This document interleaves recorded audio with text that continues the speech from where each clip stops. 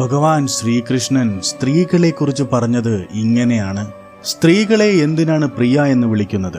ആരാണ് ആ പേര് നൽകിയത്? ആർക്കും അറിയില്ല. പുരുഷന്മാർ ചിന്തിക്കുന്നത് സ്ത്രീകൾ ഒന്ന് പറയുന്നു, മറ്റൊന്ന് ചിന്തിക്കുന്നു, വേറൊന്ന് ചെയ്യുന്നു എന്നാണ്.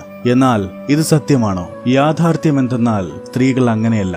മറിച്ച് സ്ത്രീകളെ അങ്ങനെ കാണുന്ന ചില പുരുഷന്മാരാണ് യഥാർത്ഥ ദുഷിച്ച സ്വഭാവക്കാർ. നിങ്ങൾ അമ്മയാണ്, നിങ്ങൾ ദേവിയാണ്, നിങ്ങൾ സഹോദരിയാണ് എന്ന് സ്ത്രീകളോട് പറയുകയും മനസ്സിൽ ഈ സ്ത്രീകൾ നമ്മുടെ കാൽ കീഴിലെ പൊടിയാണെന്ന് കരുതുകയും ചെയ്യുന്ന പുരുഷന്മാർ എന്തിനാണ് അവർ സ്ത്രീകളുടെ തലയിൽ ചൂടാമണി വെച്ചുകൊണ്ട് അവർ തങ്ങളുടെ കാൽ കീഴിലെ പൊടിയാണെന്ന് ചിന്തിക്കുന്നത്? അവർ സ്ത്രീകളെ അപമാനിക്കുകയും അവരെ ദാസിമാരായി കണക്കാക്കുകയും ചെയ്യുന്നു. എന്നാൽ ഒരു കാര്യം മാത്രം മറക്കരുത്. യത്ര നാര്യാസ്തു പൂജ്യന്തെ രമന്തെ തത്ര ദേവത.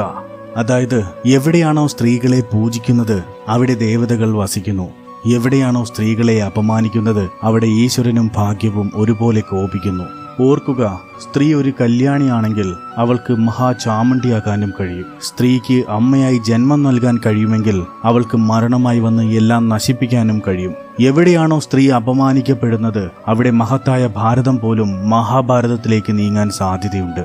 ഒരു കാര്യം പ്രത്യേകം ഓർക്കുക, സ്ത്രീയെ ഒരു കാരണവശാലും അപമാനിക്കരുത്. സ്ത്രീ അപമാനിക്കപ്പെട്ടാൽ നിങ്ങളുടെ നാശം അടുത്തെത്തി എന്നതിന്റെ ആദ്യ സൂചനയായിരിക്കും അത്. രാധേ രാധേ.